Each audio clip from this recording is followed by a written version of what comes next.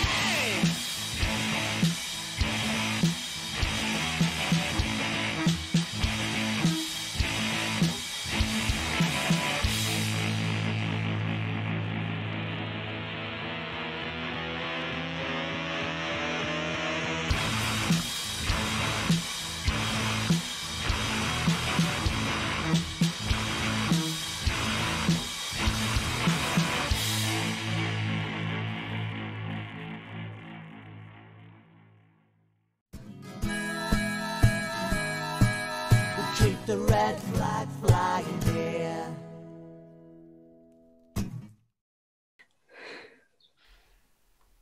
Hello and welcome to Socialist Night Live. We have got some incredible guests. It's always good when you start with an because it tells the audience you really don't know what you're going to say. And that is really what's going to happen every time on Socialist Night Live. It is the most relaxed show you can possibly imagine. There isn't very much planning that goes into it other than like our guests come on. They're amazingly planned apart from if you give them like 1 hour's notice, Tina. So so our guests are normally much more planned than us, and we're just like, yeah, let's just get some good guests on, and that works out really well generally. Well, we think it does anyway. So I'm going to go around the panel. I'm going to introduce people. I'm Paul. You probably know that if you've watched before. If you haven't watched before, welcome. I'm Paul. Laura.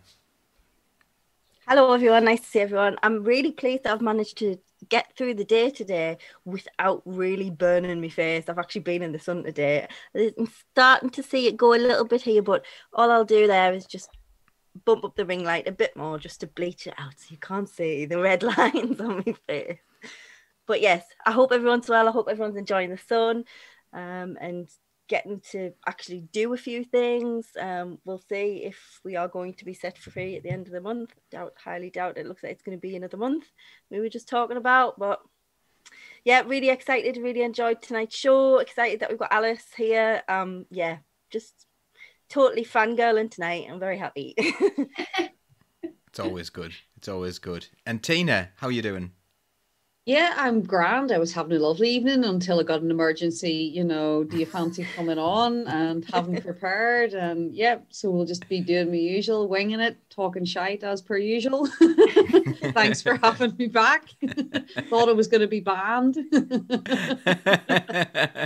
Always welcome here. Always welcome. And also, you're one of those people who we can really, really drop in it. And you will be able to talk about because things. I'll never say no. That's why you play the sympathy card on me. You use that solidarity line a bit too much. That's what it's all about, solidarity. And welcome to Alice. Hi, Alice. Hello. How are you doing? Can you tell us a little bit about yourself? I'm Alice. I am the singer in Evil Hour, which I think we'll be talking about a bit tonight. We're a punk rock band based in the northeast of England. I don't know. I've prepared a bit about kind of music and activism tonight, if we get into that. But yeah, just very happy to be here. Legs are tired. Walked 10 miles around Hampstead Forest today, but it was lovely. Definitely recommend it. So yeah, just really nice to be here. Thanks, everyone. Brilliant, and we're really glad you've prepared something. It's not banned. You're not banned from preparing anything. It's just like we just rely on the skill of our guests rather than like deep preparation. I'm really doing Laura. I'm doing Laura a disservice here as well, because she is like the person behind the scenes who does all the preparation for guests and things like that, the vast majority of it anyway. So sorry, Laura. Yeah, but it's okay, because now that Alice is prepared, the three of us can just sit back and listen to what she's got to say. Hang on. Everyone quiz Alice night. That's I'm going to do Yeah, something brilliant. that I'm supposed to do as well. If you are watching on any medium whatsoever, do us a favour and subscribe to us on YouTube anyway, because we really like it when you subscribe to us on YouTube. Really helps the channel. Also on all the other platforms, give it a like, give it a share.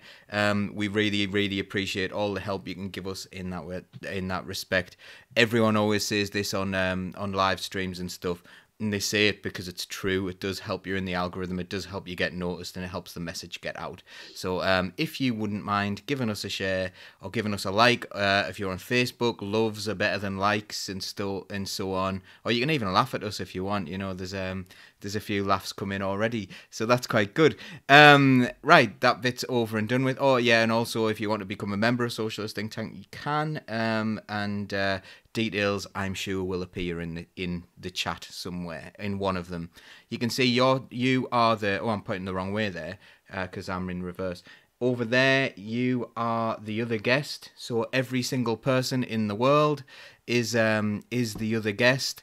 If you want to be, if your comment will appear on the screen, there you go. So that's what we do. We try and get the audience properly involved in this. So please do get involved. If you're listening on the podcast, I'm really sorry you don't have that visual representation, but you know, I'm sure you'll understand that we're doing this. Anyway, okay. So Alice, tell us about what you've like. So you've talked about, like, I guess you're talking about like the power of music. We've entitled this about the establishment, like, you know, challenging the establishment through like alternative means, really, through the media, through music and stuff, because, like, you know, we can see that the media obviously is dominated by left-wing people. We were talking about this earlier on, weren't we, and laughing about how the idea is. But you've prepared something. Let's go. Let's go for it. Well, I've been thinking sort of about music as a force for change, but realised as I started writing it that I'm perhaps not actually as much in the camp for music as a force for change as you might think I was. I suppose with punk rock, which is the genre that I play and the scene that we kind of mostly play on as well, it's a place where you'll tend to meet sort of motivated activist types, possibly more than perhaps other genres, and possibly more than in other walks of life as well. It's basically around the thing that in punk, like the idea of dissent, rebellion, questioning ideas, questioning the status quo is like encouraged and a valued part of punk. But I think the more I was thinking about this, what we have to be careful to do is not confusing art with activism. I think there's an awful lot of us on the scene, myself included, especially when I was younger, who would think, you know, that we could change the world with our songs. And I think like Greg Graffin from Bad Religion has said a few things on this as well. But we've got to be aware of the reach of our message, the potential reach of our message, and the idea that, you know, if you're in a scene that is already full of kind of politically minded activist types, that essentially you may be preaching to the converted. I'm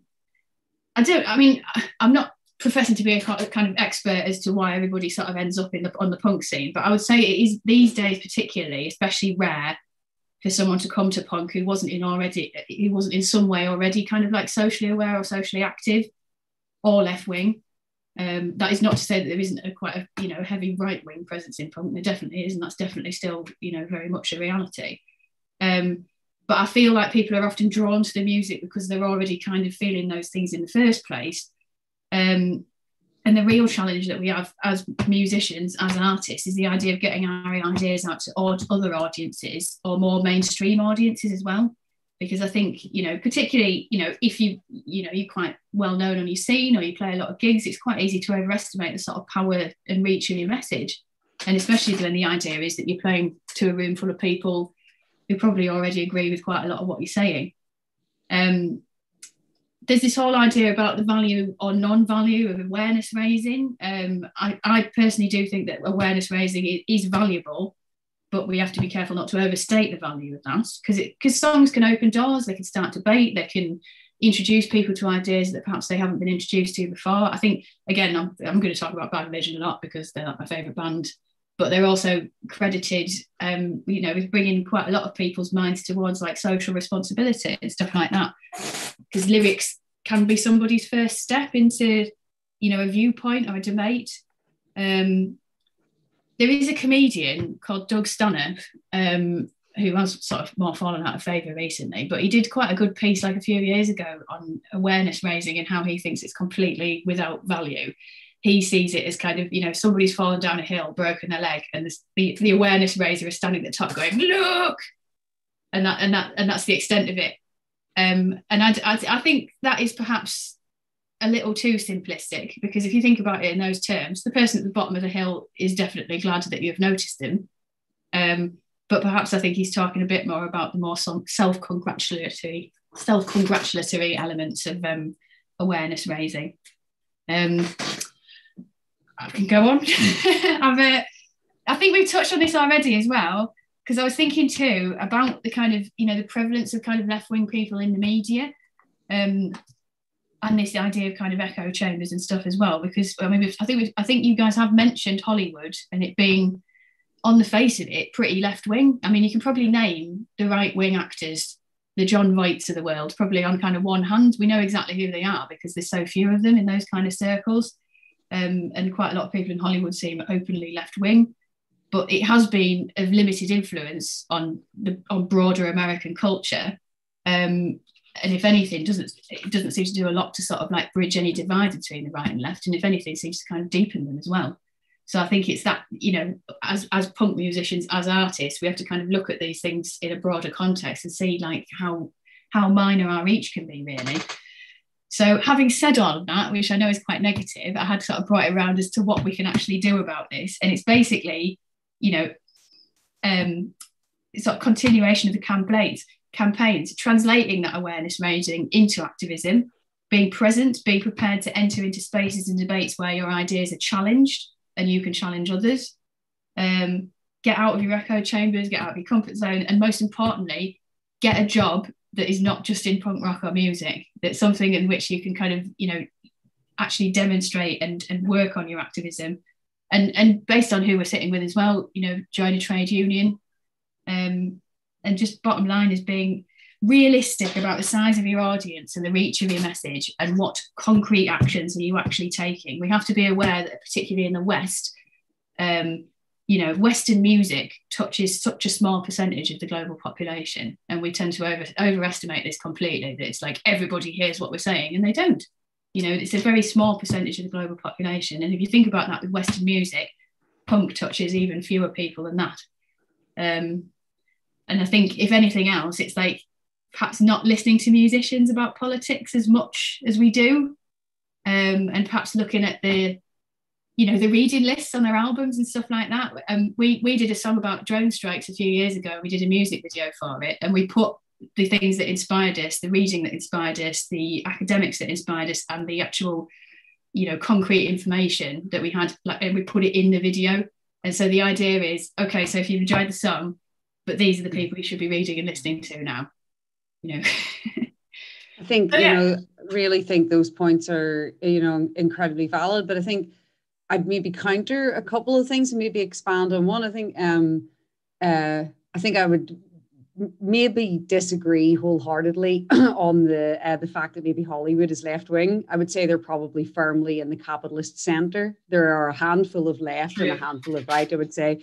But I think American politics is so different. Ours, you know, Democrats are seen as left wing when really they aren't, and some people support them. But that's the only one I really kind of disagree. But I think what you just to kind of, I think I firmly believe that the arts and anything to do with the arts is incredibly popular and incredibly influential in enlightening people and awareness raising of particular issues. And I think a lot of people have been drawn into activism through music, through, you know, books, through poetry, through, you know, all sorts of, you know, and I think the arts is incredibly important because, you know, you become expressive and you express your views through those.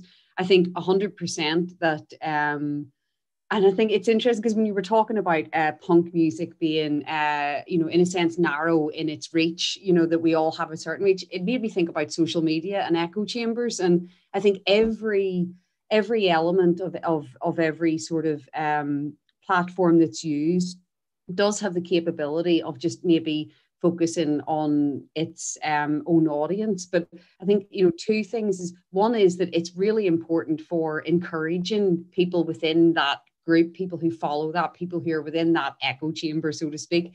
It's about motivation and inspiring. So I think we all learn from each other. But I also think as well that, yes, you can get too narrow in that. And that's something for everyone to think about, you know, whether you're an activist on social media, whether you're, you know, you're in that Twitter echo chamber, whether you're a musician, whatever it may be. But I think there is also the capacity to reach other people. But I think it's about, I think we have to remember, you know, you have to be quite disciplined, don't you? I think you have to not just focus on that sort of inner, you know, navel gazing aspect of whatever it is you're doing. But I think it's, I you know, completely think, you know, you're spot on, you know, in what you said. I don't know. I think that some of the greatest things have come from, you know, if you think, for example, about, you know, people are talking a lot about like Big Brother now, and a lot of things like the, you know, people are going on about digital ID, and people are talking about how the world is. And we focus a lot on George Orwell's 1984. So I think there are, you know, I think arts, plays, music, whatever the form may be, make the serious issues more relatable and make us able to convey to people who maybe aren't as politically aware as some of us are. It makes it easier to talk about the issues and raise awareness. I think the thing about raising awareness is that I think your example was really good about the person who's fallen down the hill.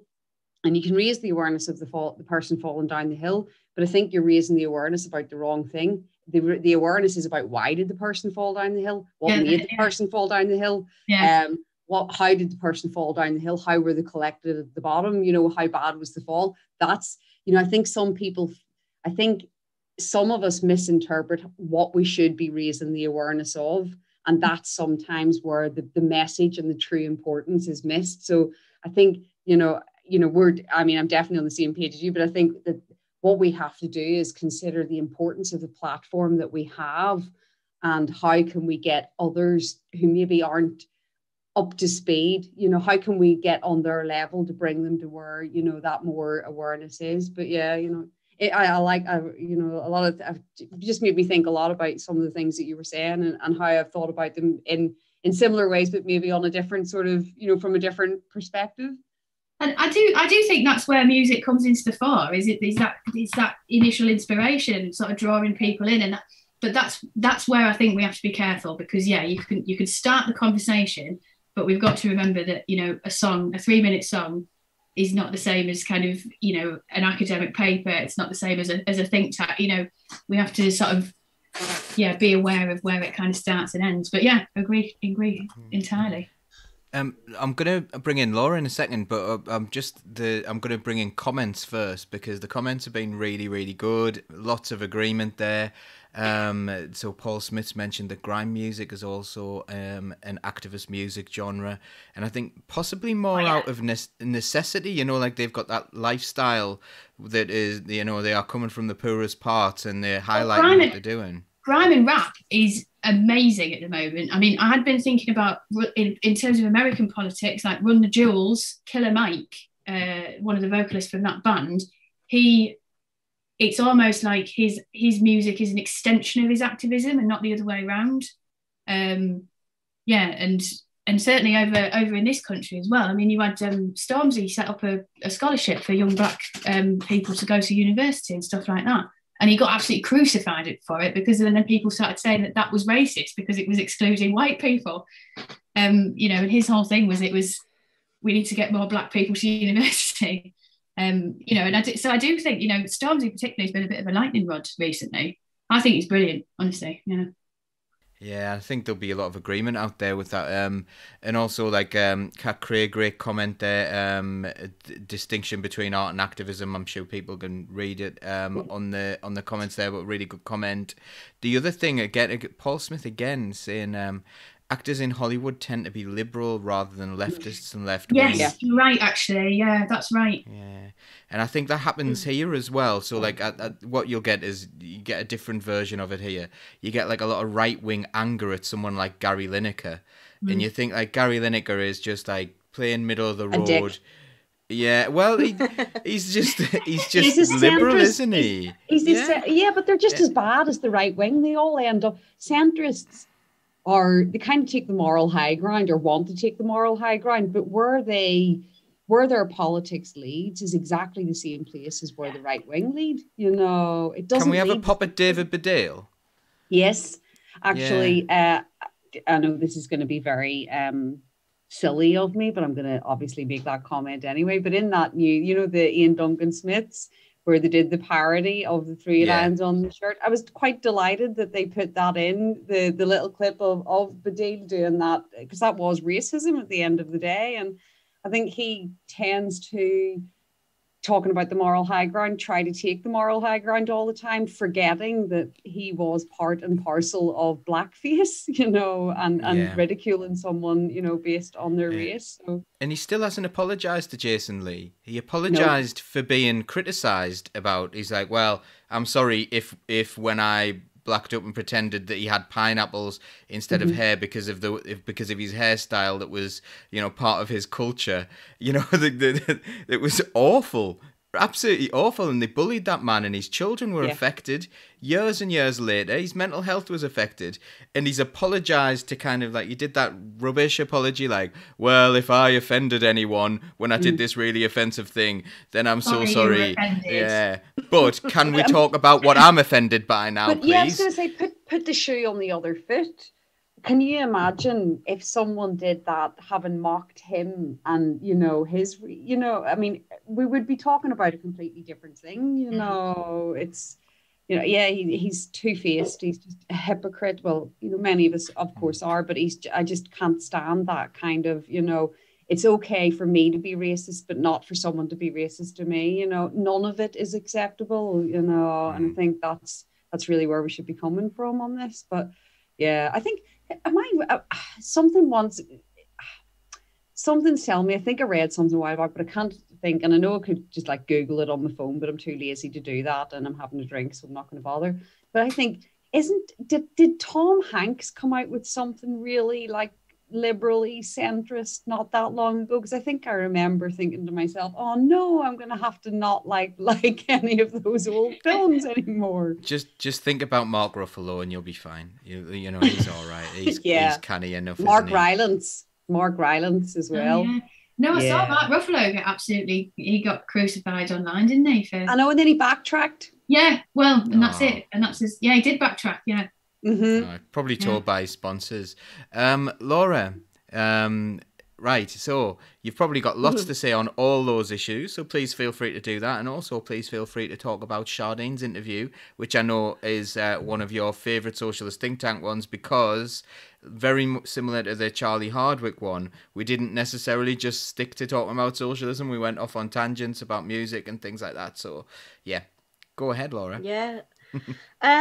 God, where to start? I think I'll start with what Alice was talking about in terms of that whole thing of preaching to the converted. You know, when you've got your audience, you're kind of preaching to the people who generally agree with you anyway. In our case, when we started off, we were preaching to the bar staff because there's never anyone at our gigs. No, same. And the dog that they brought with them. That's, we've done a few of those. But I don't think it's necessarily that the messages within music aren't valid or really, really important. What I think is we have to tackle, as always, the capitalist system that allows really, really rich kids to now popularize everything, and they're in the charts, and you know, we might listen to lefty music because we like it, but it's not exactly mainstream. And how to get those messages into mainstream music so young people can hear it and try and start to get engaged is going to be a huge effort. I know Sam Fender, I was listening to his music the other day, and he talks about dropping bombs on Gaza and children, and I was like, oh, okay then, so some people are allowed to do it. So it might start filtering in. I do think that would make a huge difference, because I do think music is such an emotive medium, and one that really sticks with you, and it can bring, you know, you can listen to a song years and years after you've heard it, and it'll bring all those memories back and all those feelings back. So it is a really powerful tool. We just don't have the reach to make it powerful in the ways we need to in terms of being an activist. But as Alice says, you know, that most musicians are in it not to be an activist, but to create something. So it is difficult to sort of just go, oh, I really like music, but I need to be an activist. You know, you don't want to destroy the thing you do for your passion. I mean, I suppose the other side of it is, oh, sorry, well, I don't want to talk over No. But we do, I mean, there's another element of it that you do use it in a way to sort of channel your anger at certain, you know, it's a bit like screaming into the void, I suppose, as well. I suppose a similar thing about Preach to the Converted. But, you know, we do channel a lot of the kind of, you know, directionless rage that we feel about, you know, the state of the world at the moment.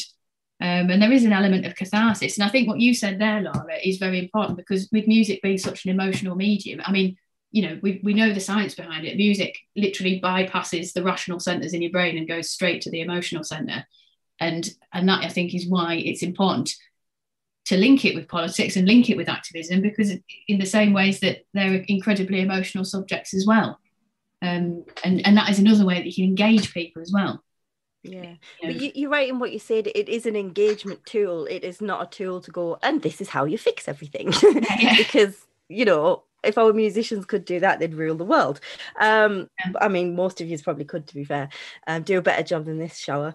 But yeah, and I just think I do think it's another thing that we have to use, because we don't have that much in our arsenal in terms of getting reach out to people.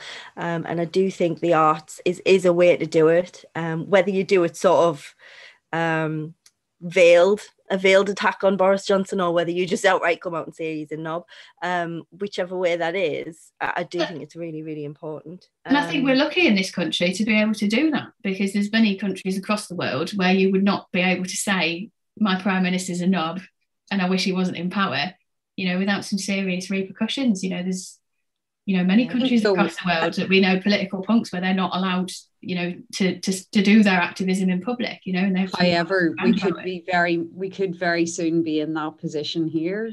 I don't think we're very far away from it. And I think, you know, we need to be mindful of, I think sometimes there's maybe it does lead from the liberal centre, but I think that there's a lot of times where we're almost kind of made to feel in this country that, you know, we should be really lucky for like the democracy that we have.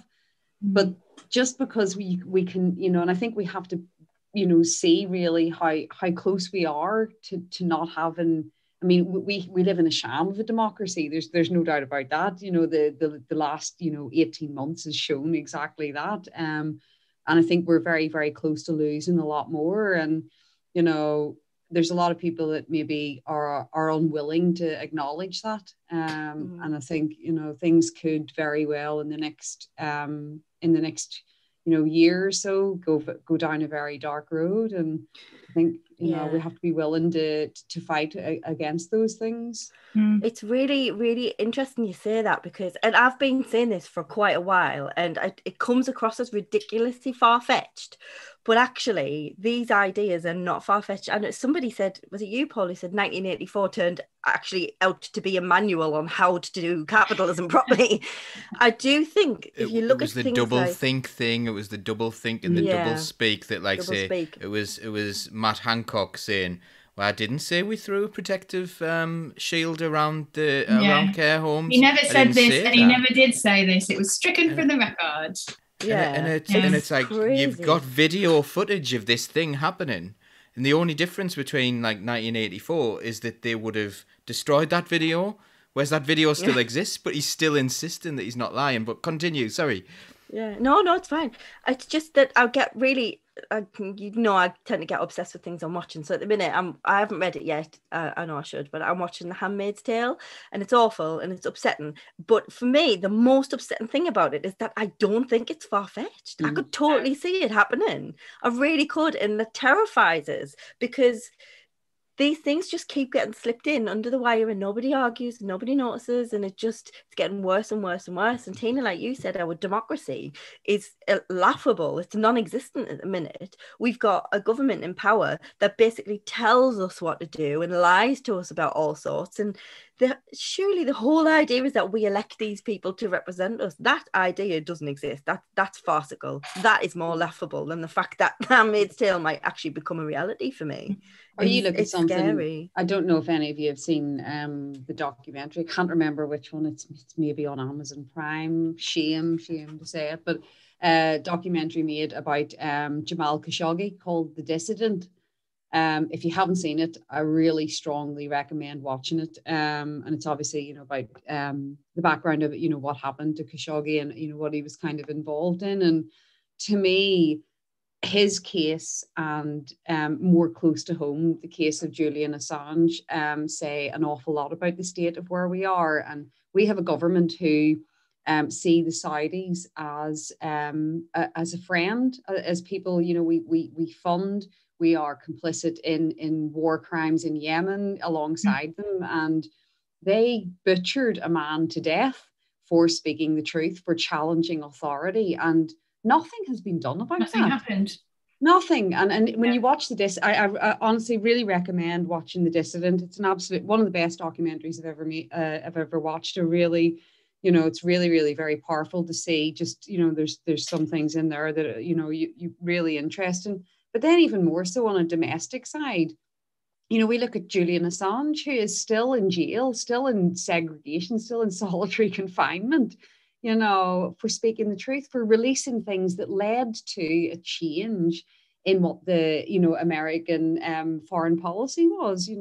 We know, what he revealed, and we know that, we're damn lucky that somebody did do that, because these things would still be going on. And yet, we see, falseness and fake sort of commentary from the Foreign Office come out about other countries and their lack of democracy, and how much, we are a bastion of democracy, and how, America is, they're trying to say America is the bastion of democracy. And I think, my goodness, the truth is there, and what I can, and it's kind of going back to what Laura was saying, that, in the doublespeak, it's like, Matt Hancock can blatantly say something completely untrue, but there's nobody there calling it out.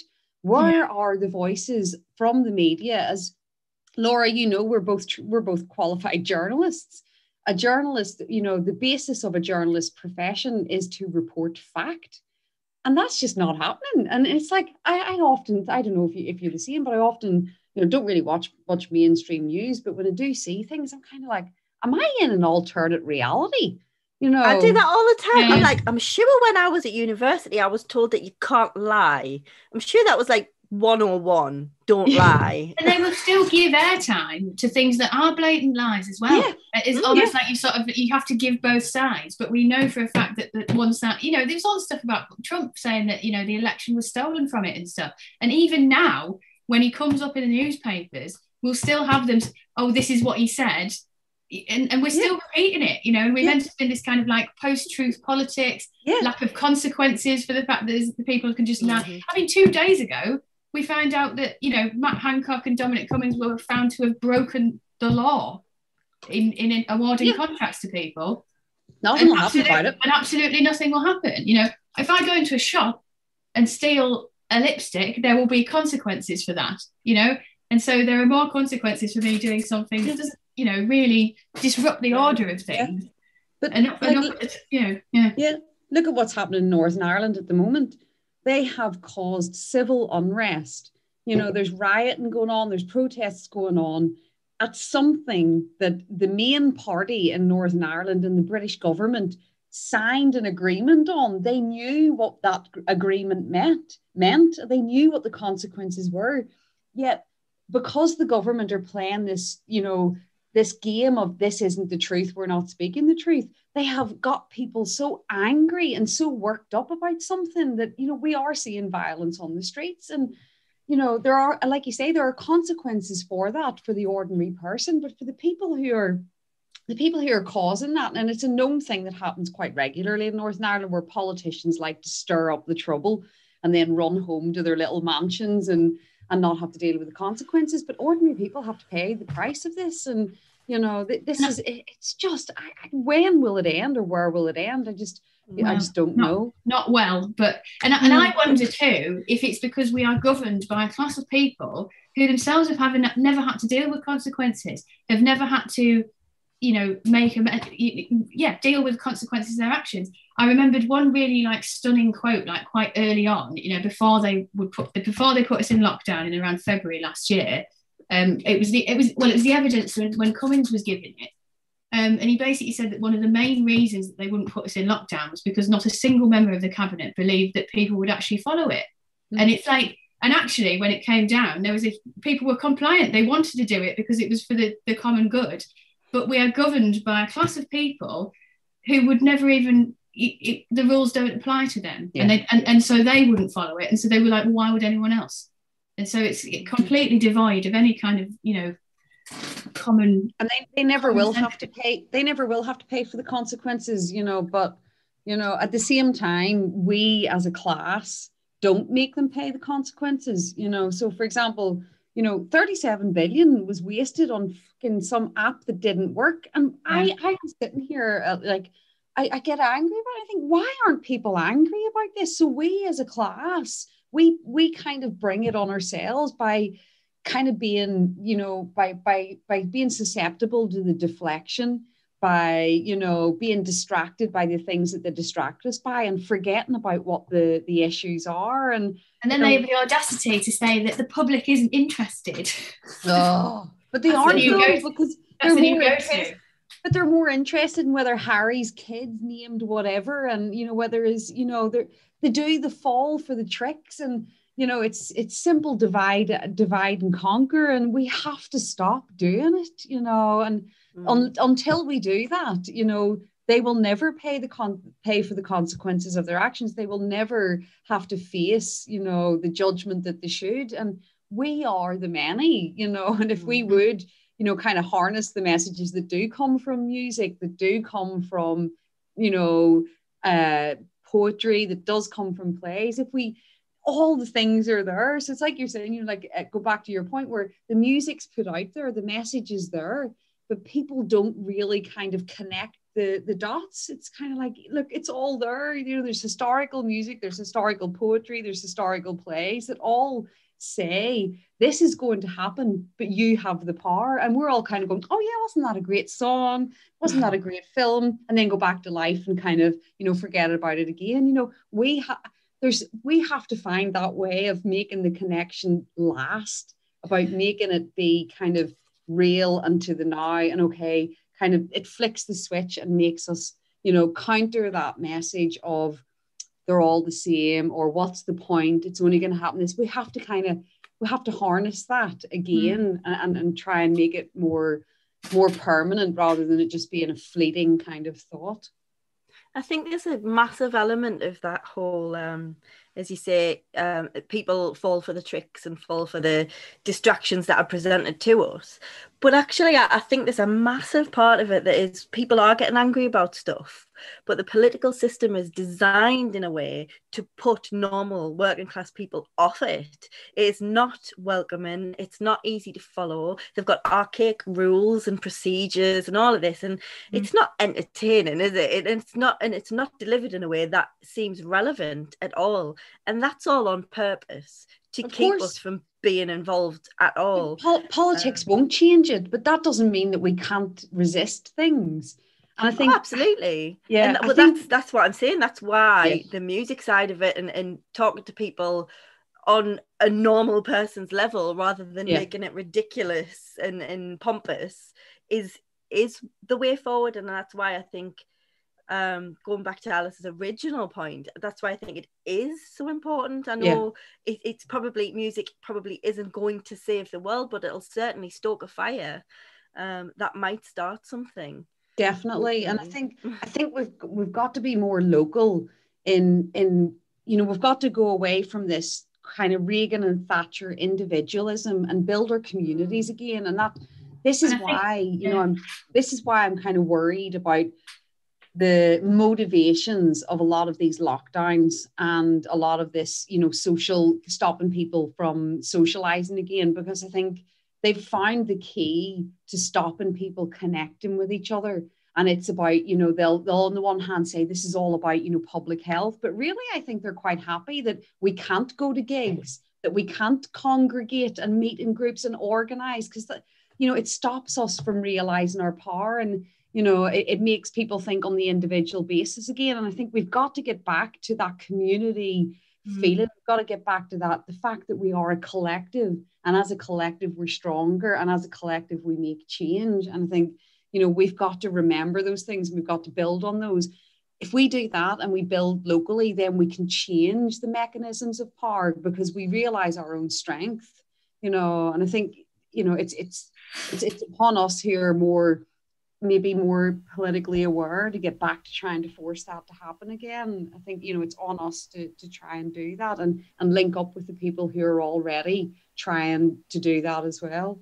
I think that's where the key is kind of local activism, because as you say, when you think about it in that term of like, you know, a national cult of personality around, you know, Boris Johnson, you know, and what the Conservative Party have kind of created, it feels insurmountable. And I think that means a lot of the time, you know, because I do it myself, you know, if it's too big, sometimes you do disengage, because it's like, I can't, what can, you know, everyone goes, oh, well, if you don't think you can make a difference, have you ever been in bed with a mosquito? But in real terms, it is difficult for a single person to enact, you know, necessary change. And I think that's where the local activism becomes more important, because the places where you can enact direct change is in your local community. And you get confidence from it, don't you? And get confidence from it. And then you can broaden that out into making links with other local communities. Yeah. And that's how you build that kind of, you know, stronger it's like building, collective. It's like building the daisy chain, you know, and building, you know, it's linking things up. And the more links you have, the stronger it gets. And then you become this bigger force that can then change things nationally. I think that's why I always kind of talk about the bottom-up approach. Well, you know, if you look at the top down, you can think, and like you say, how can we face this one big challenge? But we're looking at it the wrong way. We've got to build our alliances. We've got to make our base strong. And then I was wrong. Maybe I think you've just exploded my own point here, in the sense that yes, perhaps this is where we started. It's the local gigs, and then it's kind of, so yeah, the punk scene can, in little kind of, you know, of course capsules.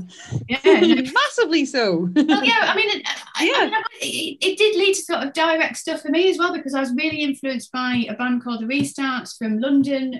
They did a lot of work when the Calais Jungle was active, and we ended up going over there 3 times in a year, you know, based on their kind of like community activism around that and stuff. And so that was a direct, you know, influence on me, and then led to some, you know, actual work that we could do. It's the same with anything. You've got to build your base, and you build that around, you know, where you are, and then that gets bigger and wider and wider and wider. And next thing you know, you're kind of like worldwide famous, because you got this huge, you know, following. And it's the same with politics. It's the same with activism. It's the same with anything. You've reached to where you are, where you can initially reach out, where your base is, and who, you know, your contacts, and then they have contacts, and it ripples out, you know. But I think we've kind of forgotten about that. I think, you know, we've kind of, you know, because we almost are so desperate for the big changes that we look to the top and think we need to get rid of you, you know. But the only way to get rid of the top is to cripple them from the bottom first. The bottom, yeah. Parts, yeah. Yeah. Yeah.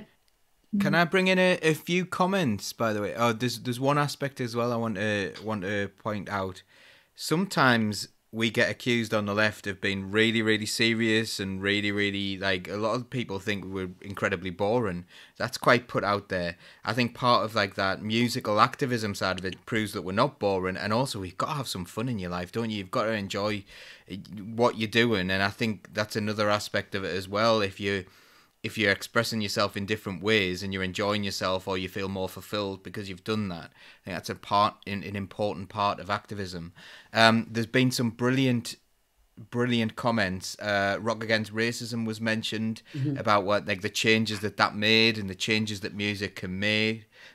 Leanne Powell came up with an absolutely cracking one. She was talking about when we were talking about like the way we're being governed at the moment. She said, that's it in a nutshell. We are governed by people who have never had consequences to their actions.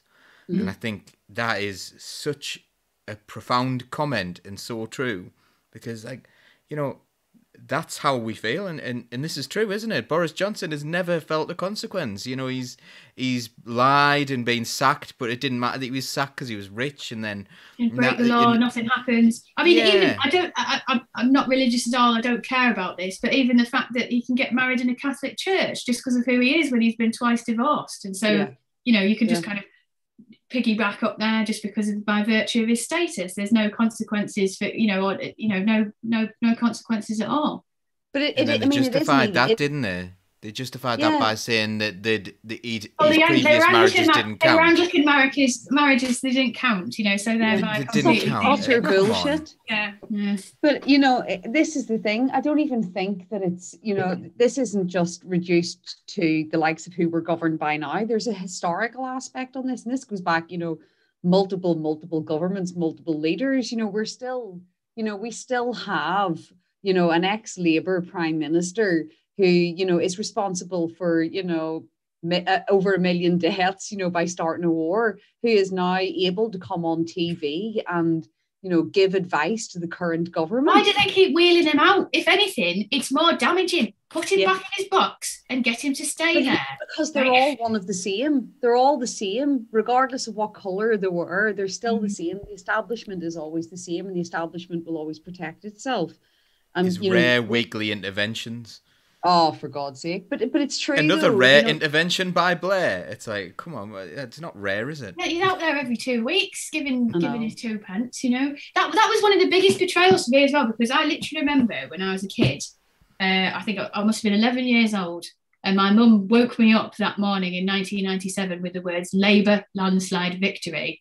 And I was like, this is it, man, not really understand. And then as I've got older, realising that was, they basically just diet Tories, and that was why they got in.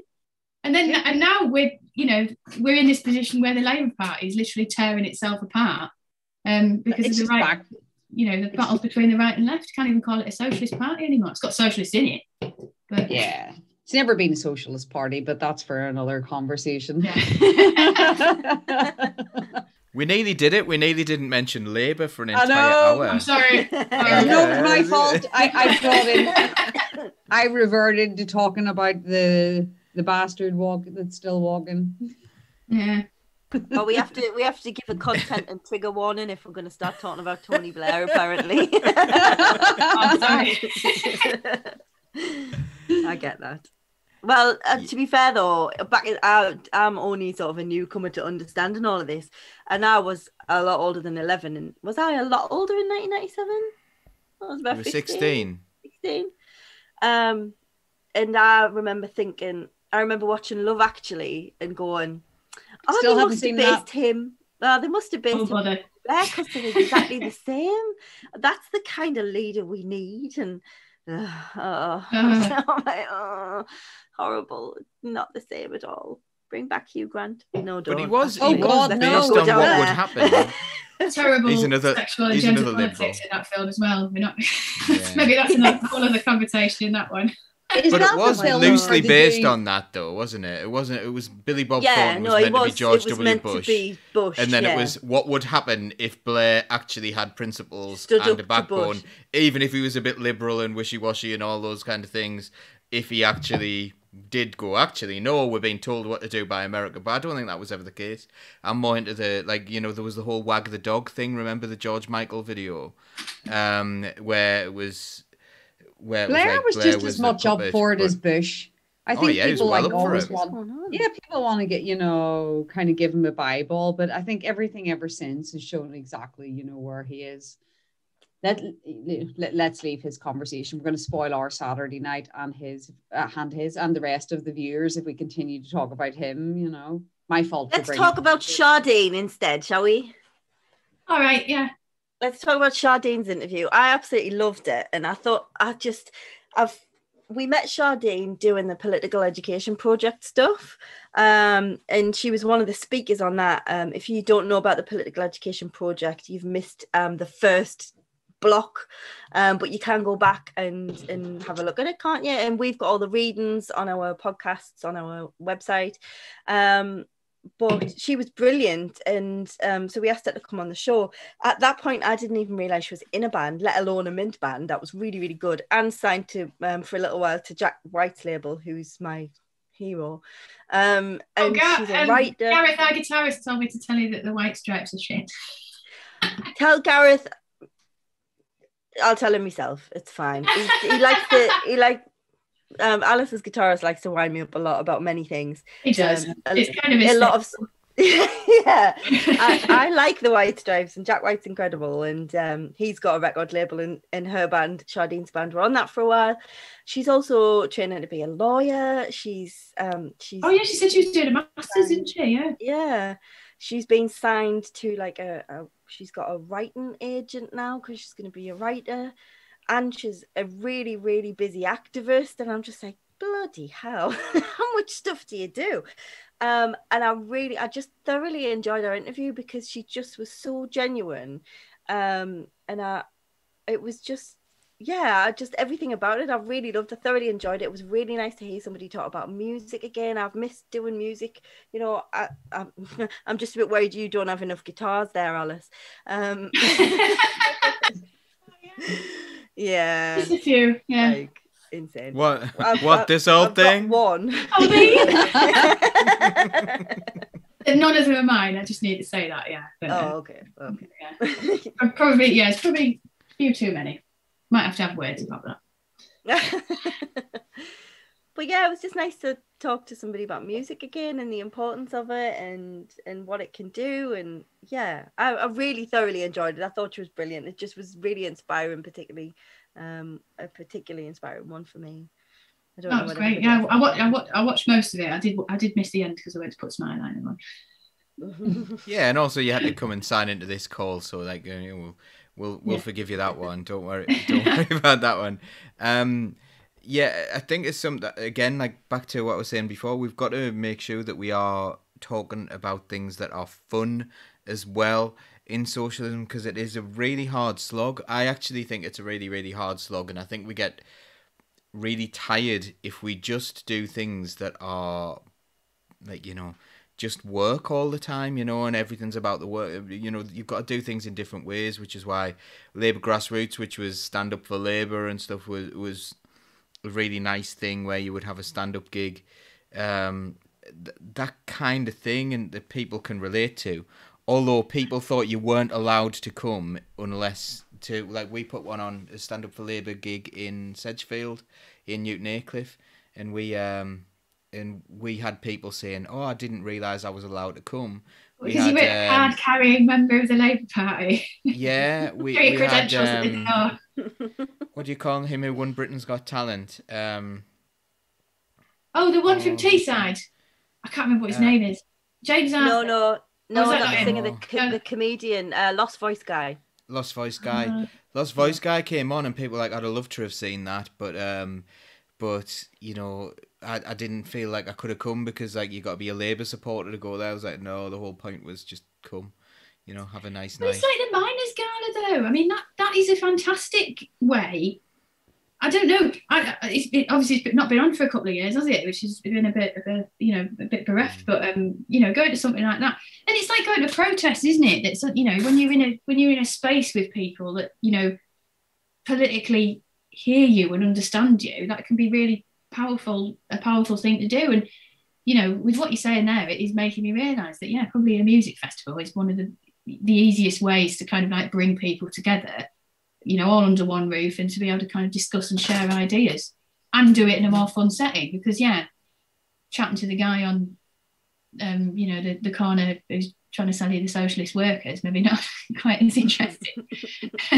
Yeah, I saw a great t-shirt the other day. It was like, no, I don't want a copy of the Socialist worker. Such a niche t-shirt.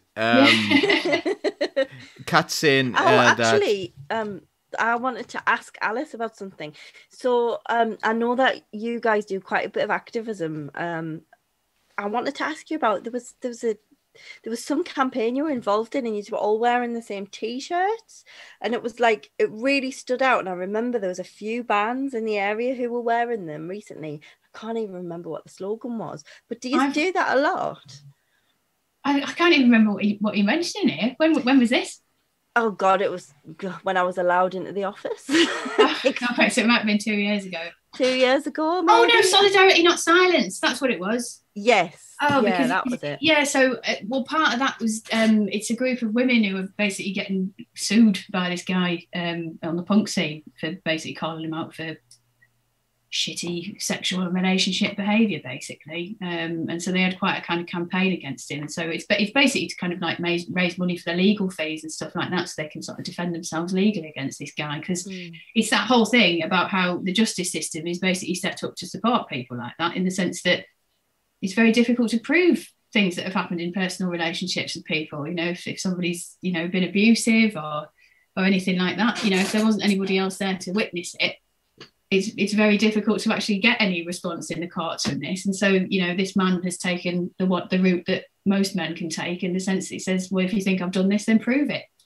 And so they're basically, yeah, so that, but we do, I mean, you know, we do our activism where we can. I mean, Gar's very involved with a group called No Sweat, and I think he's been speaking on this podcast before about it. And he's managed, you know, he's done quite a lot of work getting the trade unions to order their T-shirts from kind of socially responsible unionised workers in different areas of the world. I don't know, and yeah, and then it's just kind of the jobs we do as well. I mean, most of the activism, I don't know if you can necessarily even call it that, but most of what I do isn't even through the band, you know, because, you know, Guy obviously works for a trade union. I work in safeguarding in FE, but that was basically translated now to working with mostly unaccompanied asylum-seeking children who've ended up in Teesside. And honestly, you know, these kids will come out of a shipping container and they'll have them in education within a couple of days, you know, absolutely traumatised. There's a huge difficulty in even accessing, you know, the most basic mental health support for these kids. You know, there's huge amounts of like misinformation floating around about how people get kind of gold-plated lives when they come over here as an asylum seeker, when I know that these kids are literally living hand to mouth on about £37 a week. You know, and they can't work because they haven't got leave to remain. You know, all they want to do is be able to give back to their communities, and they live these incredibly isolated lives and suffer the consequences of that. But yeah, I mean, the thing is, we haven't had the chance to do anything with the band properly for, you know, coming up to 2 years now, basically. I think it was January 2020 we last played a gig. See, but that then leads me to believe that it's a chicken and egg situation, isn't it? But I think that punk and probably grime and all the art forms that lend themselves to activism are the one, it's kind of, you have to be that type of person anyway to get involved in that. So then your music can be a tool because you're that type of person. It's obviously you love music and you make amazing music, and I've popped the link in the chat on Facebook. Please go and check out the band, it's incredible. I will do the same on YouTube shortly, but go in Evil Hour, check them out, they're amazing. Buy their stuff, and they've got amazing t-shirts by No Sweat, which is where we get our merch from now as well. So yeah, do that.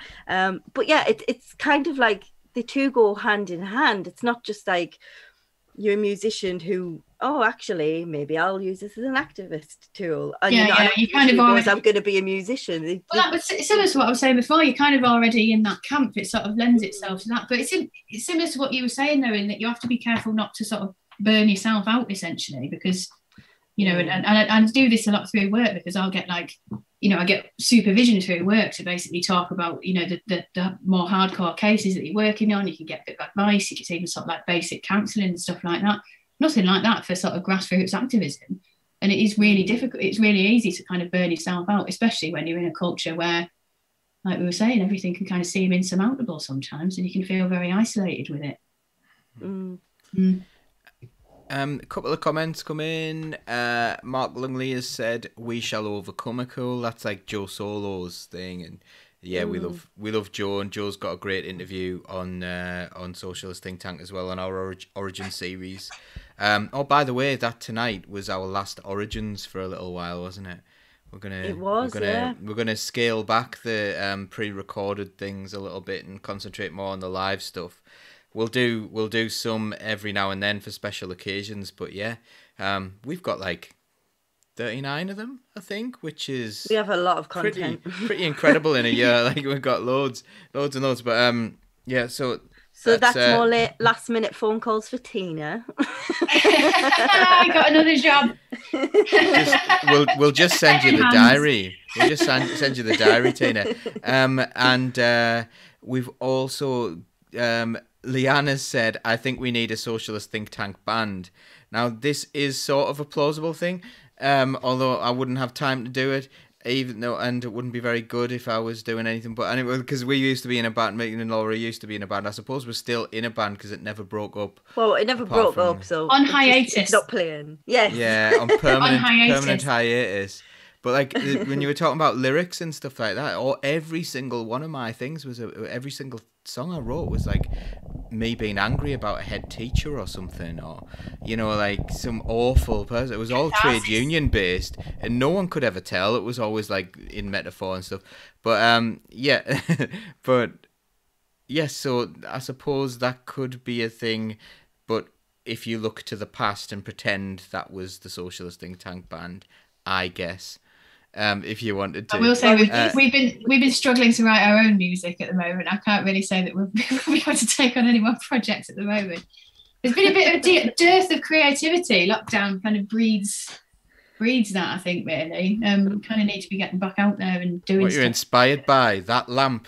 That lamp's looking particularly good tonight. Yeah, I mean that's it, isn't it? Because I don't know.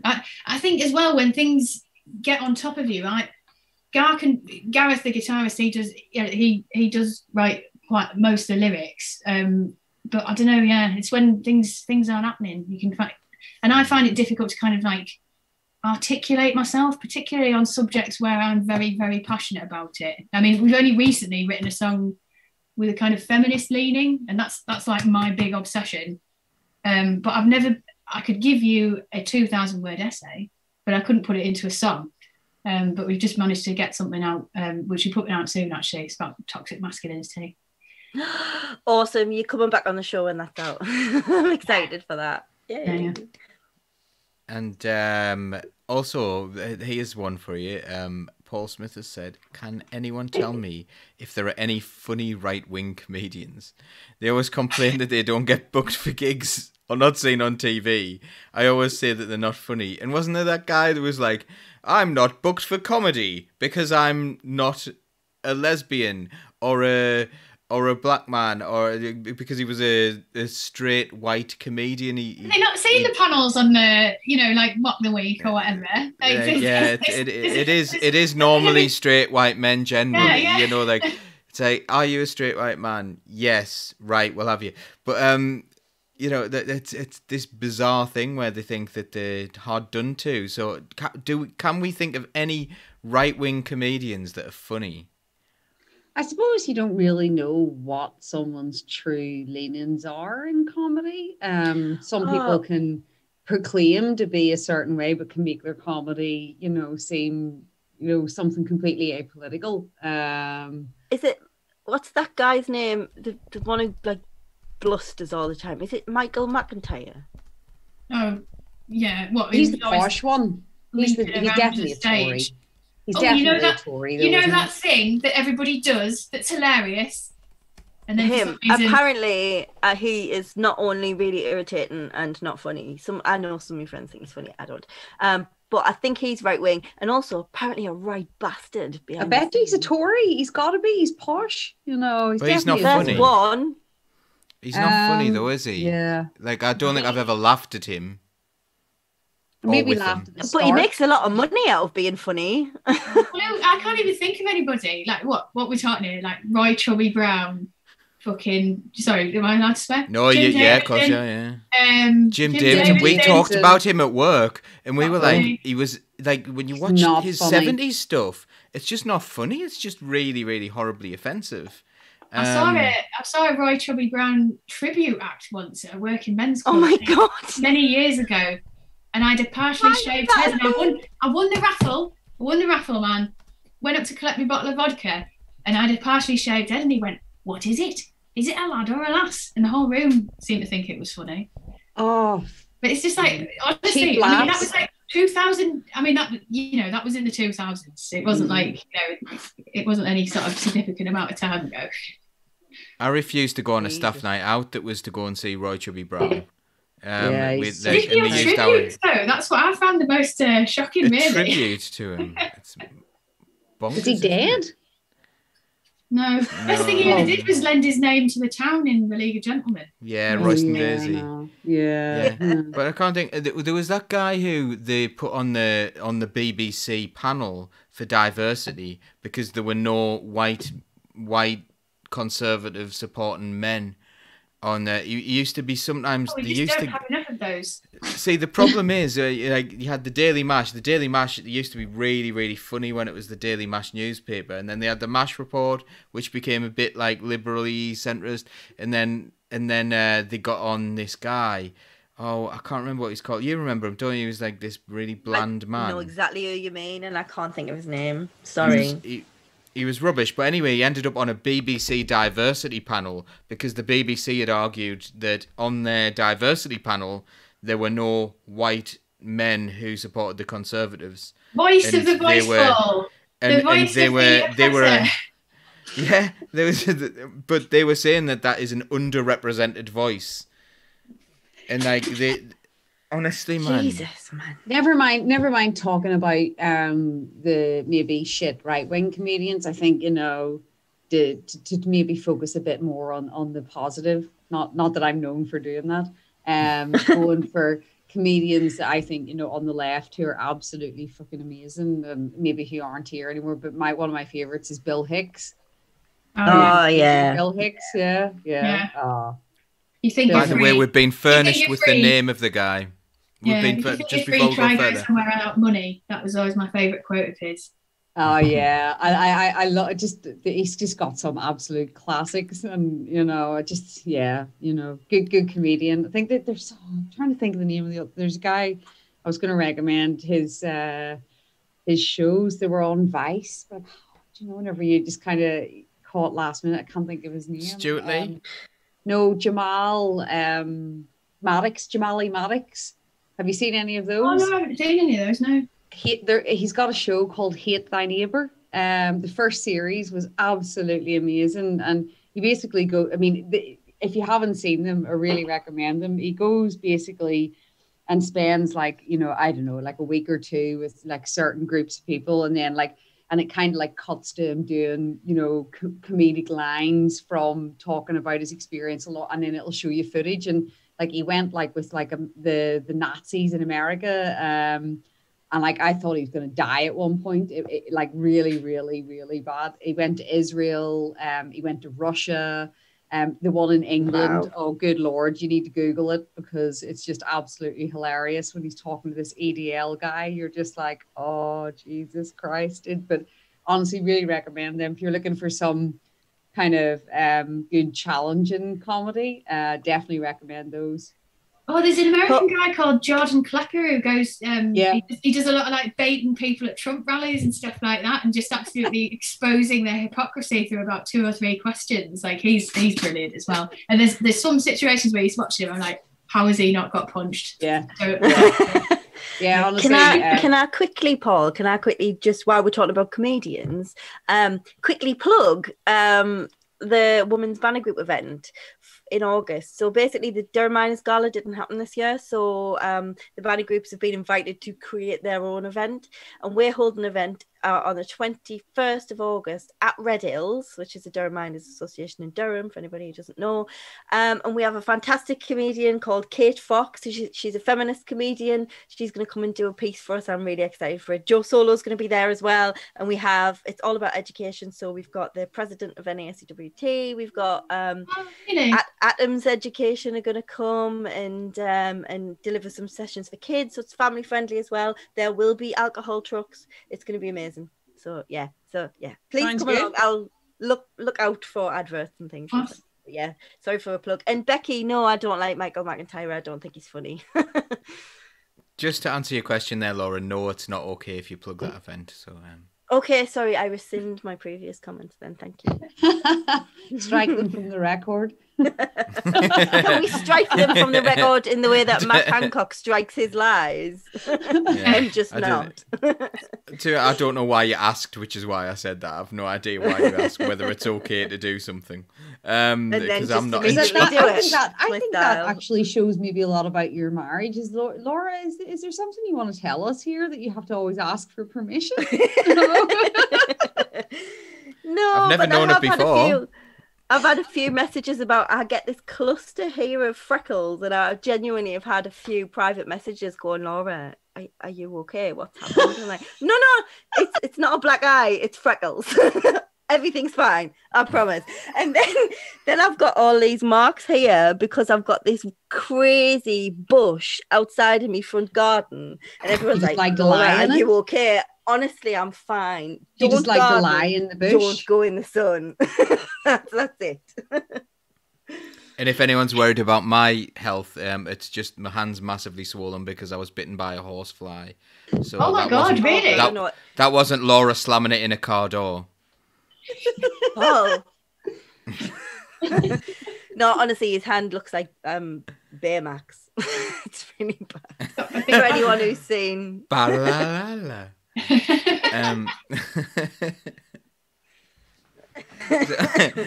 I think we should go to the comments there. So Laura Lex on Mock the Week the other night was great, feminist comedian. And what does that say to us if we're making personal comments about your body?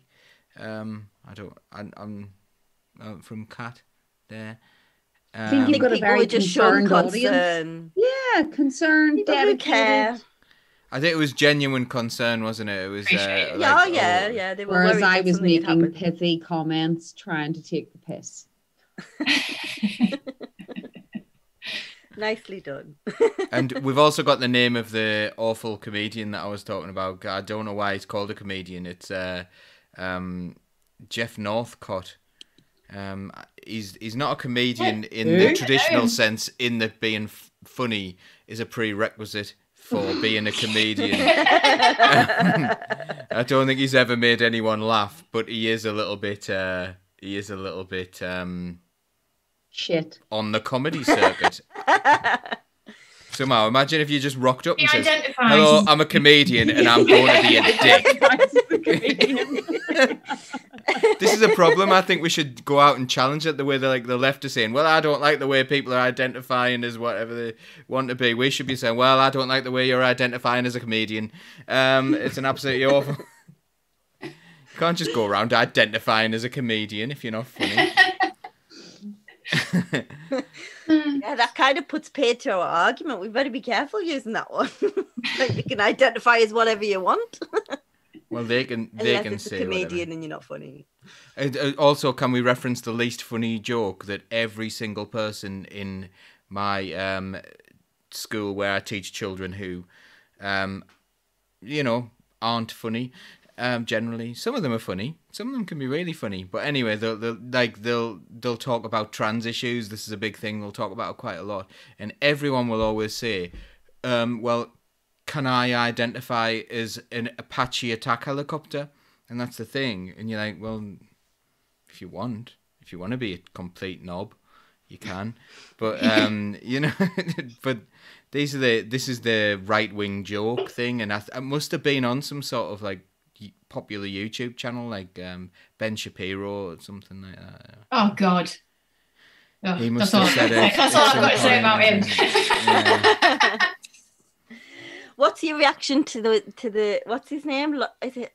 Oh, what's his name? Lawrence Fox is not Lawrence Fox. I'm sorry, I just threw up in my mouth.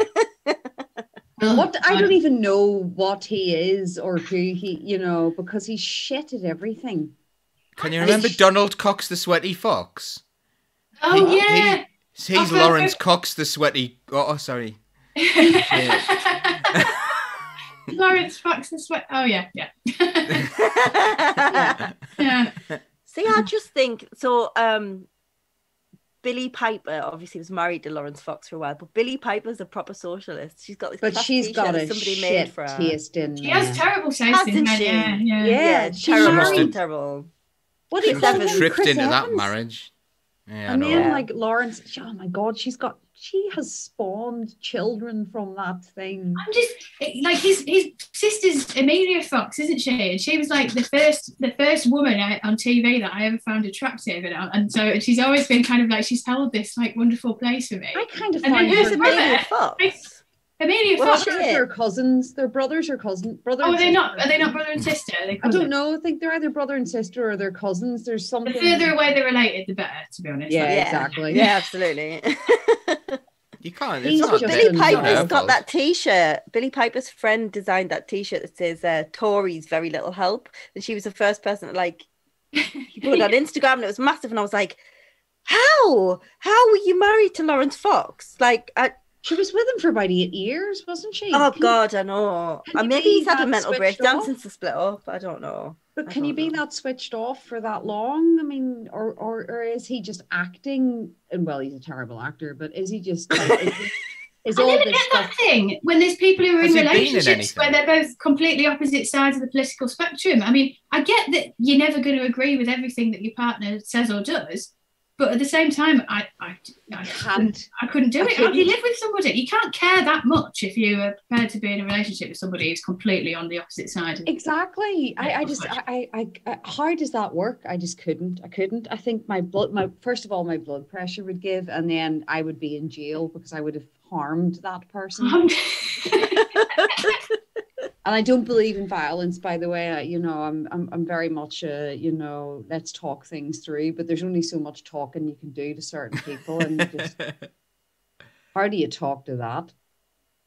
So apparently, So Amelia Fox Billy. is his cousin, apparently. Oh, cousin. Okay, that's all right. I thought that.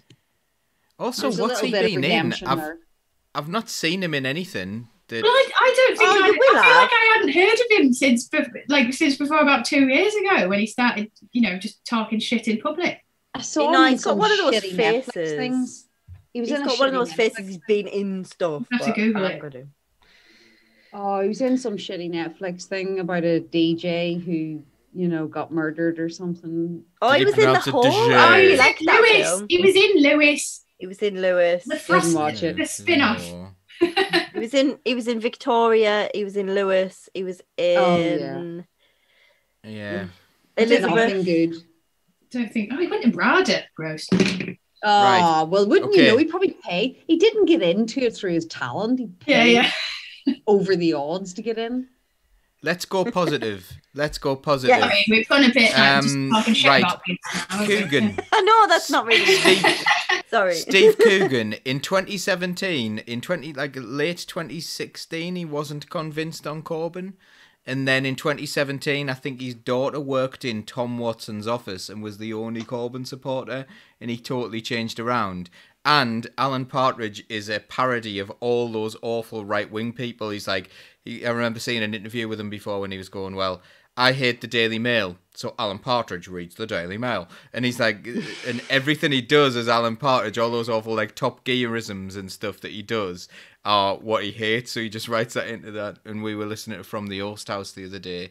And Oh my God, I need to As watch that. I need to listen to that. Incredible. I can barely so cope with funny. the TV show at the moment. Like I'm watching it like this. It's just so There's crazy. a really good bit. There's a really good bit that Gar will particularly like where what's the advert, Paul? It's for a fish and chip shop that's gonna he does little adverts in there because it's like a podcast when you got the ads in, and it's for a fish and chip shop that is branching out into vegan food, and it's like, are you vegan? Are you trying a vegan diet? Then why don't you try chips? That's like this.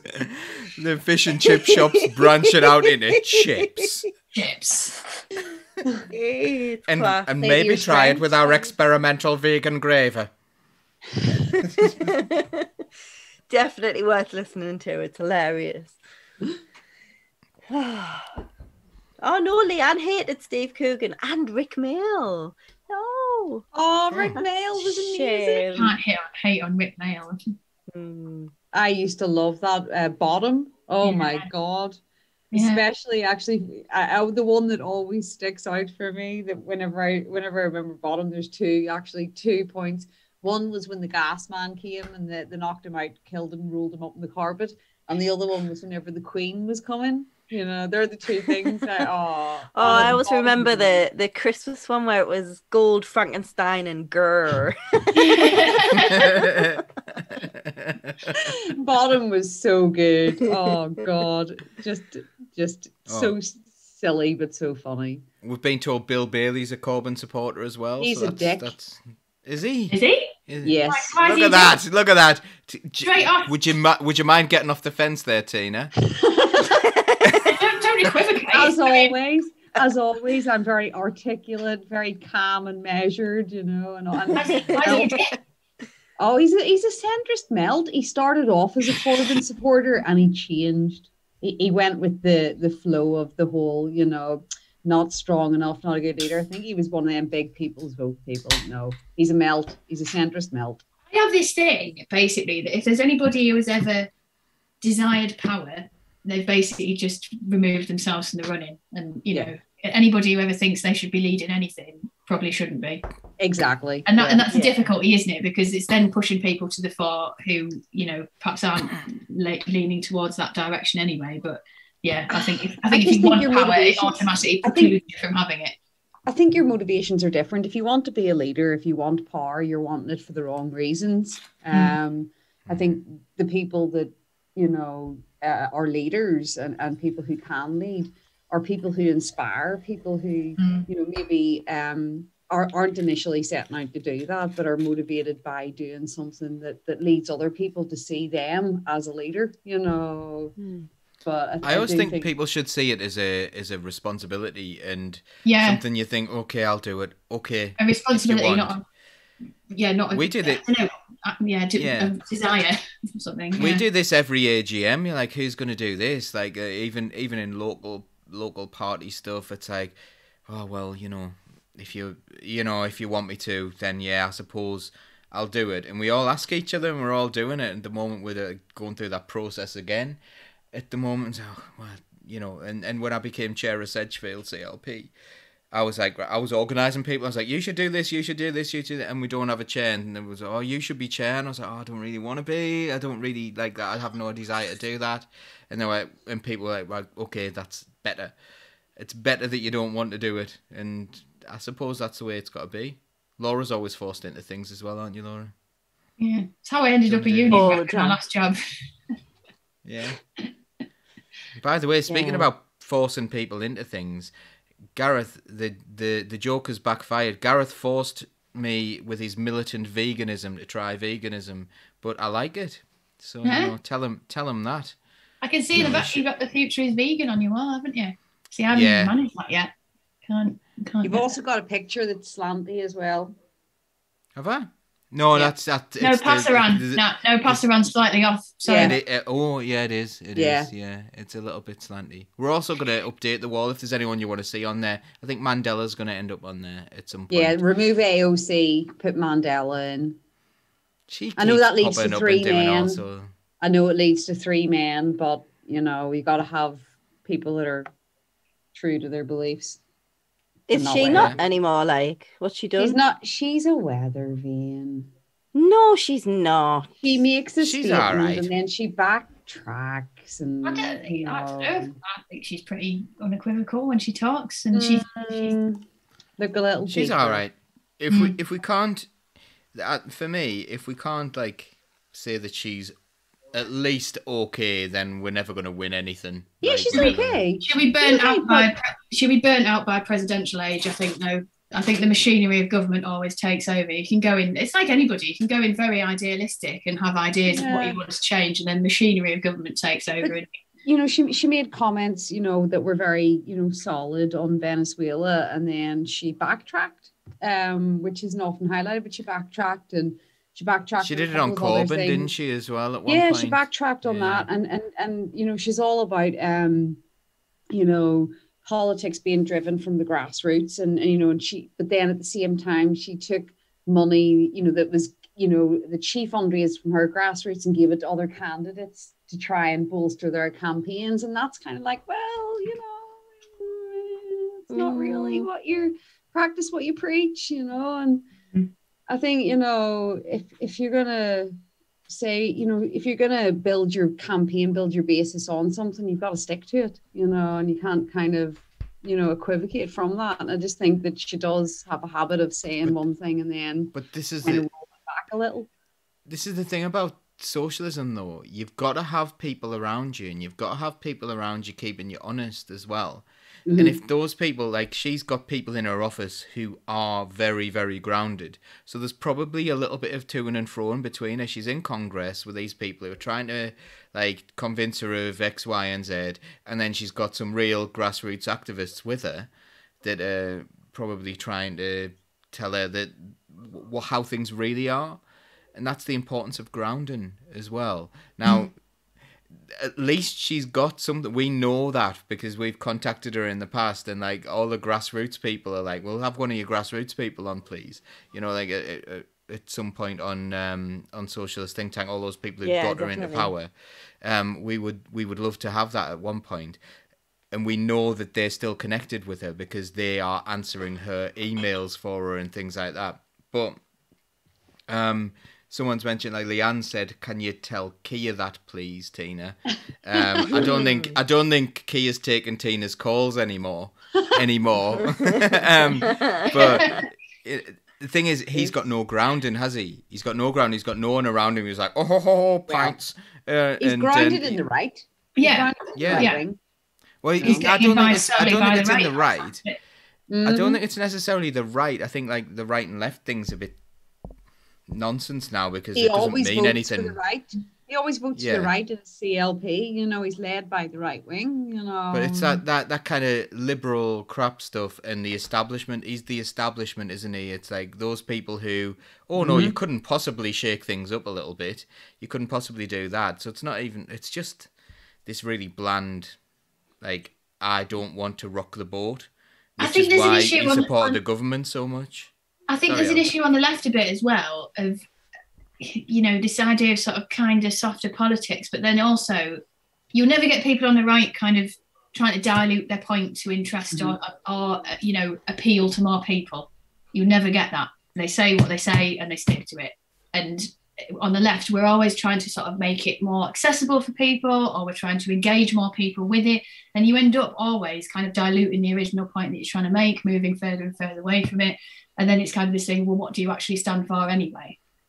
Whereas with the right, you have a definitive like set of statements, set of ideals, which are which are like it or lump it basically. And I think the struggle that we have on the left is that, a lot of the time we are kind, socially responsible people who are trying to, get as many people involved as we can, and we risk, diluting the messages basically. And then people aren't sure what to stand for at all. About centrism as well. Like, centrism is like, okay, well, their argument is, well, really we're left wing, but we're pragmatic. So what we'll do is we'll take this like centrist position where we'll do this thing. What they really say, if that was a negotiation, imagine that. Actually, I'm left wing, so actually I want something for cheap, and the other person wants to sell it for me expensive. So what I'll do is my starting bid will be halfway between. There's, and I will pick centrism. That is not a negotiating strategy. Well, what they don't mean that, but they pretend to do that. That's a trick the left, really. It's like, oh no, we're pragmatists. They tend to just think that instead, what they tend to do is they tend to go with public opinion rather than trying to shift it. Mm-hmm. So they kind of try to base their message around like, well, the majority of people think this, so let's tailor our message to that and try, and then they'll give us their votes rather than trying to persuade people that, a certain way of thinking or a certain idea is how that, life can be better. So that's what they tend to do. So that's why they tend to shift to the right or shift slightly, that may appear to be to the left every so often. They're just trying to go with what the majority think. And that's why they have think tanks. That's why they do so much of that kind of policy based on think tank, which is let's get people into a room and let's float this idea. Well, how can we make it more popular to the majority of people rather than trying to persuade people with the proper argument of what, the policy is good. And I think sometimes why we've got that name, by the way. The Socialist think tank was sort of a parody on that. There is no Socialist think tank. There just isn't one. Sorry, Alice. You go on. Well, no, I was just going to say, because I think what we have to do, as left-wingers, as socialists, is be trying to start present a kind of utopian ideal. What do we actually want society to look like? And, for better or worse, I do feel that's what Jeremy Corbyn presented in his in the Labour manifesto. And that's so what we basically have to be doing is presenting this kind of utopian ideal, but we have to. That was a mild form. Yeah, and that's it. Utopia. And we have to be sort of fixed on what we're actually kind of trying to get towards. And I think that's where we fall down sometimes, because the ideas are so disparate, and then the left itself is also, in this battle where it's kind of eating itself as well. But we need to present that utopian ideal and stick to it, and not equivocate, and not try and dilute the message, and not try and broaden it to sort of appeal to more people, because the right doesn't do that, and it's very, very successful. There's a song in that, I think that is an absolutely class statement. So what I'm going to do now is, we have been on for an hour and a half, which is generally our time for a cut-off. People who are on the call, we will discuss afterwards for a couple of minutes what we've been drinking and things like that. If anyone, unless anyone really wants to know now what we've been drinking. What are you eating there, Tina? I'm eating actually a bit of banana bread. Bit of banana bread. I think I eat banana bread. Yeah. It was the only thing there was. I've got no crisps. So I'm going to come to closing comments for everyone, and then we'll do a little wrap up where I'll tell you again to subscribe and everything like that. So I will start with, I think we'll do Tina, Laura and Alice in that order. Tina, closing comments for tonight. Well, being, as profound as I always am, I would say, don't eat banana bread, eat the rich. Nice. Laura. That was the most succinct I've ever seen you, Tina. I guess my closing comments will be thank you for everyone for coming on. It's been really good and really interesting. I firmly believe that we need to utilize all the tools that we have, including music and poetry and literature, and standing on a street corner shouting, and placards and social media, and whatever we've got, we need to use it to try and help, whether that reaches a tiny audience or a massive one. If it is something you've got, use it. And I strongly believe that music is a really good way to do that, whether you're speaking to your own who already know, who just need a little push, or whether you're speaking to an entirely new audience who are hearing it for the first time and are inspired by it. Just go out there and do it and create something, and let's carry on the movement and try and bring down the bastards. Brilliant. Well, I don't know if I can come up with something quite as pithy. I mean, I suppose my main message from the original stuff I was talking about was, don't listen to musicians about politics quite as much as maybe the people who inspire them, perhaps. Prepare to enter into situations where you can have your viewpoints challenged, and never hold a viewpoint without trying to do the background work as to how you got to that viewpoint in the first place. And then, just the whole thing about a utopian ideal. Work out what it is that you're actually fighting for, and then work out a plan of action. And it is Killer Mike, I think, from Run the Jewels, who has that. He says, plot, plan, organise, and activate, and then do the activism. So that's what we need to do. Brilliant. I'm gonna do the like, share, and subscribe thing. So please don't forget to like this video if you've liked it. Well, or just do it anyway if you even vaguely like us. Share, subscribe to our YouTube, please. That would be extremely valuable to us. If you've got a Google email account, you can do these things. People think they can't subscribe to YouTube. They can. If you've got a Google account, you can go and do that now. That would be absolutely brilliant for us. So you can be a member of Socialist Think Tank. It is free if you want it to be. You can donate if you want to do that. There is no distinction between, you don't get any more for donating. You just get the satisfaction that you help us to create some content and spread the message out there. So if you wanted to donate, it's always appreciated, never expected, and we do love anyone who wants to help us at all, whether that's liking and sharing or donating or being a member. So please do become a member. It is really, really supportive, hopefully, for everyone. And I was going to say something that I've totally forgotten about. But thank you so much to the guests who've come on tonight. No one's asked us what we're drinking, but I'm going to tell you anyway. It's Havana Club for me. Mr. Posh. Well, it's just been my birthday, you know, so I got some nice things. And also it's from Cuba too, so that's always a nice positive thing for me to represent Cuba and avoid the trade blockade. I always feel like I've won when I have Havana Club, because somehow Cuba's produce got to me by accident. Tastes like socialism. Even though I got it from Morrison's. We need to say as well, there's a competition running at the minute from Socialist Think Tank. You can win a set of pin badges if you go onto our YouTube channel and like and comment on one of the videos. You do also need to subscribe to be in with a chance to win those badges. Get over there and do it now. They're really cool. Like, I don't even know if there might be limited edition ones, so do it. Yeah, I do remember the thing I wanted to say, and I'm really worried I come across as patronising in this point, but the quality of discussion tonight, when I sat back and I was just like, this is amazing. So like everyone, like I didn't have to speak, everyone was coming in and stuff like that, and that's what happens when you get good socialist women speaking to one another on a platform. This doesn't really happen on very many channels where you would have a woman biased, so more women than men, but you often see more men than women, and you often see people who are who will want women to just be there for some sort of like, you know, oh, we got a woman on.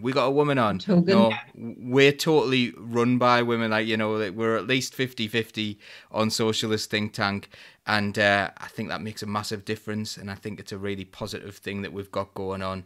So, yeah, this is the future of socialism. Yeah, thanks. And Alice, you're always welcome. A pleasure. Any time at all. And Tina, you're probably practically forced on half the time. I'm not rid of the furniture. Don't worry, Paul, we'll get rid of you very soon. It will be 100% women. Honestly, I'm trying. He is trying.